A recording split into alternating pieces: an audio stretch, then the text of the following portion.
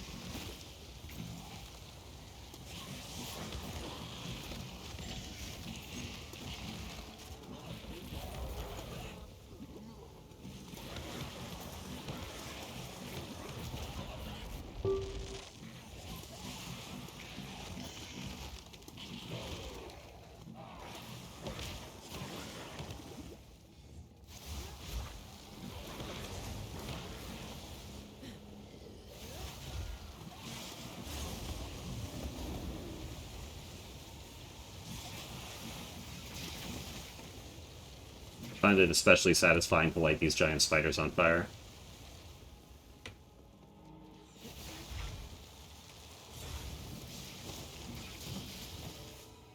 Death from above.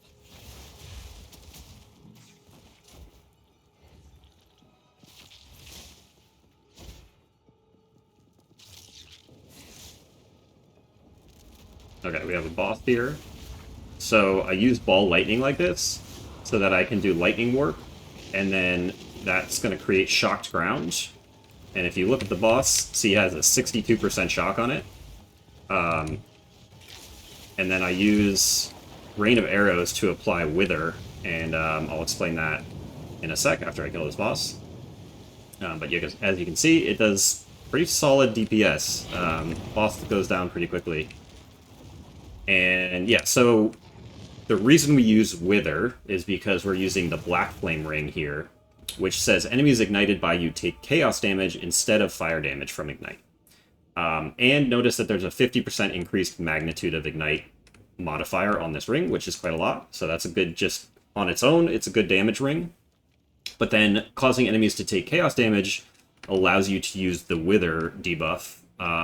So I have Withering Presence here. And Wither, as you can see, applies 5% increased chaos damage taken and stacks up to 10 times. So it's 50% increased damage taken, basically. And then I have that ball lightning set up with shocked ground that does 62% increased damage taken. So it's quite a lot of extra damage just from those two things. The other thing is I noticed that most enemies in the game don't seem to have any chaos res. Like, I don't know if I've seen any enemy that just has natural chaos res.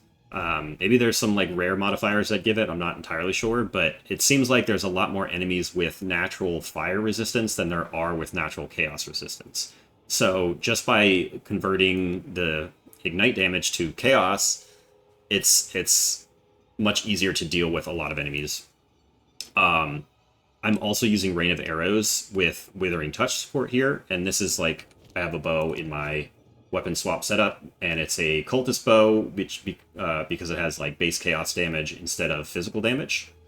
The actual damage on the bow doesn't really matter as long as you're doing some chaos damage, because you need to do chaos damage to apply Withering Touch. And so I use Rain of Arrows because it hits really quickly, so it's going to stack up that Wither super quick on bosses.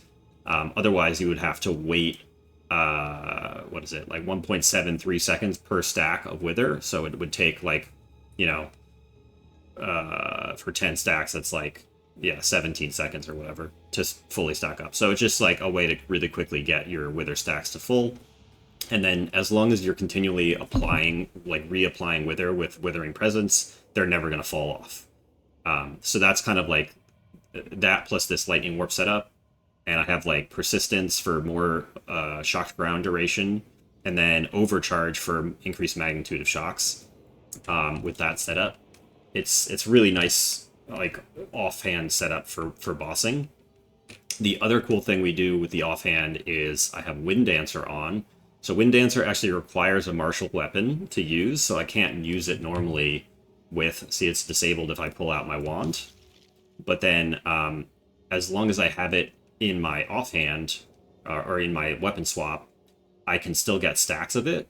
And then when I swap back to my wand, I keep those stacks, and those stacks give more evasion. So I have like 64% evasion right now. If I get hit by a melee hit, I'm going to lose these stacks, and I'm going to go down to like, I think it's like 48% evasion with my current gear. And so like it's really good for like avoiding projectiles and stuff, and just getting a bit of extra evasion. The evasion also is going to help with Ghost Dance, because Ghost Dance is going to restore energy shield based on how much evasion you have. So it's really nice to just have that on the weapon swap. The other thing I do, you may have noticed, I use Blink on the weapon swap so that I can just teleport around. And you can, like, Blink replaces your dodge roll. So, like, you can basically interrupt your attack and then just, like, immediately blink. So, like, if I'm on my wand and then I want to, like, blink quickly, I just, like, do that, right? Like, that was my attack button, and then blinking to interrupt the attack, basically. So it's a nice setup that allows you some extra mobility. And then the other interesting thing is, like, we have a quiver with some prod speed on it, and then on the tree I have some extra quiver effect here, so we just get quite a lot of projectile speed from that quiver. And then on Ball Lightning I have the acceleration support. So the ball moves really quickly, and then I can teleport it to it. So it's nice for getting around even quicker. So between that and then, like, the dodge roll blink, you can kind of, like, traverse maps really quickly, which is great. And then obviously that also leaves the shocked ground when I warp to it, which is just good for bossing damage. And yeah, that's kind of the main setup we're doing. Let's see, what else did I forget to mention here? I think that's pretty much everything. Yeah, so Incinerate, we have considered casting. So, like, the less cast speed on this thing doesn't really matter that much if we're, like, channeling it for, like, while moving. Because once you get to 8 stacks, having additional cast speed doesn't really do anything for you. It's really just, like, you just need enough cast speed to get up to those 8 stacks relatively quickly after you stop channeling. But yeah, like, if I was doing the pure fire version and not doing this, like, chaos conversion thing, then having extra cast speed would be a little bit helpful, because As you can see on Incinerate, it says inflict stacking fire exposure at maximum stages, reducing fire res by like up to 50%. So in order to do that, like in order to keep that like going, you have to like actually fully channel on the boss and keep keep fully keep them like while you're at 8 stages. You have to then like keep them in the beam of the fire for the entire time. Otherwise, it falls off really quickly. And so that's where having extra cast speed can be nice because like it stacks that up, the fire exposure up much quicker. But for this setup, it's really just, this is basically just a 40% more damage multiplier, which is really good. The other thing that's really interesting that I didn't quite fully understand at first is that Incinerate actually does scale with hit modifiers, even though it doesn't actually hit. It only does an ignite. There's no hit involved, but you can see it says ignites as though dealing 443 to 664 fire damage. So that fire damage does scale with modifiers to hit damage. And you can see that here. So like Searing Flame says 75% more magnitude of ignite, but 25% less damage with hits. So you would think that it would just be a straight up 75 more multiplier for this skill because it's only ignite, right? But actually that 25% less damage with hits is applying. And you can see, so like right here, you can see the estimated ignite is 4,000. And then that goes up to 5,331. Where if you compare that to doing something like Controlled Destruction, so Controlled Destruction is just 30% more damage with hits and ailments, right? You can see that Controlled Destruction is like right around the same amount. Like it's a tiny difference between, it's basically a 1% difference between Controlled Destruction and Searing Flame, right, with the Ignite. So it's clearly not giving 75% more. It's giving like 31% more, or right around there, because that's if you multiply, 1.75 times 0.75, you get like 31%. So yeah, that 25% less damage with hits is actually applying to Incinerate, which is interesting because it also means that increased damage with hits should also be applying. And you can see on my tree, I have a couple, like, actually, I think I removed them, but I was, like, experimenting with these nodes here, which says, like, increased damage with hits against enemies affected by elemental ailments. So, like, you would think that wouldn't apply, but I'm pretty sure it does apply. It's very hard to verify, because these nodes won't actually, since they're conditional, they won't actually modify the tooltip. But I'm pretty sure stuff like that does apply. So yeah, it's not intuitive at all that stuff does apply, but I'm pretty sure it does. Anyways, so just to go over the tree, obviously with Pathfinder, the main reason to come here was running Assault, just so we can move. Then we also get +6 extra passive skill points here, so that just kind of like lets us travel around more and pick up some extra nodes. So like we travel all the way up here to get these like ignite nodes up here, the fire nodes. Oh yeah, also like gain 8% damage as extra fire damage. This also applies. Like this does work for ignite. I mean for Incinerate specifically, because again it affects that like base damage that it's like as if you're hitting. That's what the ignite is calculated off of, even though you don't actually hit. So yeah, so we have extra skill points there, and then for my third point, I just went for the unaffected by slows. This is like kind of like just okay of a point. Obviously, there's definitely some boss fights in the game where it's like super nice to have. So like the Scorpion boss in Sanctum, for example, where it just leaves slowing ground all over the place. It's a nice one to have for that type of fight. But overall, I haven't gotten, I don't know, it doesn't feel super necessary, so I may end up swapping to like these nodes and go for the like life flasks don't, like the life flask effect doesn't end, and then 50% more flash charges. Because like, yeah, the rest of these don't really apply to my build. Like this is all poison stuff, and then like this is the poison concoction, or I mean any of the concoction skills, but yeah, I'm not really interested in using those for this build. Yeah, so we'll probably go for this route and just do flash stuff. I'm like working my way up towards Eternal Youth here, so I'm gonna try and see how it feels to do Eternal Youth with all this extra flask stuff. It might be good, it might be bad, I don't really know, I haven't tried it yet, so. But yeah, currently we're doing kind of like an ES evasion setup, so you can see I have like 2.2k shield here, and then I have, how much evasion do I have? Like 3.2k evasion, and then that goes when I swap and I get my Wind Dancer stacks up, that goes up to 5.4k. So it's not a ton of evasion yet, but also my gear is kind of crappy, so I think you can get much higher evasion. And I'm like working my way up to get this node. So we have that like trickster effect to get the evasion armor, evasion body armor giving energy shield. So I think that's pretty strong defensively. And then yeah, like here we just have like evasion, move speed, more evasion coming through. So like our main weapon set. So we take some extra elemental damage here. We got life flask gain charges per second, which is really nice. Like this is super nice, especially in the campaign. You could just kind of spam your flask a lot and like never really runs out, honestly. It's pretty hard to run out of flasks with this build. We get even more movement speed here. Then we come down here, we have some jewels, which are mostly like spell damage, magnitude of ignite, cast speed jewels. Jewels are really important for getting increased magnitude of ailments, because there's not a whole lot on the tree. Actually, like some of the only nodes on the tree for ailments are like right here and right here.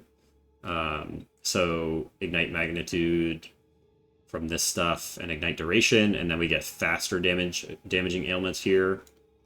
And then down here we also get more magnitude of ailments as well. And then we get +1 charm, which is nice. And then in our weapon swap, the reason we have such a big shock from the lightning warp is because on the weapon swap tree, we have all of this extra magnitude of shock here, as well as up here. So that's what's getting us all the way up to like a 62% shock, which is pretty big. And then, yeah, we just have some like ES evasion stuff. Some more like damage if you've ignited recently. Some spell damage here. I'm using a double blasphemy setup, so I have Whispers of Doom, and then the Zone of Control is really, really good because it hinders everything that you curse. So, and it gives you big AoE on your curses. So with blasphemy, this basically just hinders, the entire screen for the most part. So that's going to reduce movement speed. Currently, I'm using Despair and Temp Chains. So Temp Chains is going to slow everything even more. So you get the Hinder plus Temp Chains for big slow, and then Despair is going to lower Chaos Res. And then we just have some extra magnitude of effect there. Area of effect. And then, yeah, these are also giving a bunch of AoE to curses. So, like, this wheel is really important for any kind of blasphemy setup. Then we just have some, like, ES stuff here. We got some AoE, because the length of the Incinerate beam does scale with AoE.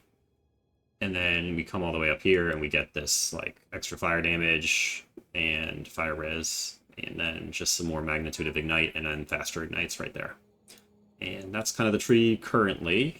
And, yeah, I guess I have one more jewel over here, which is, like, life on kills. It's kind of nice to have on jewels as well.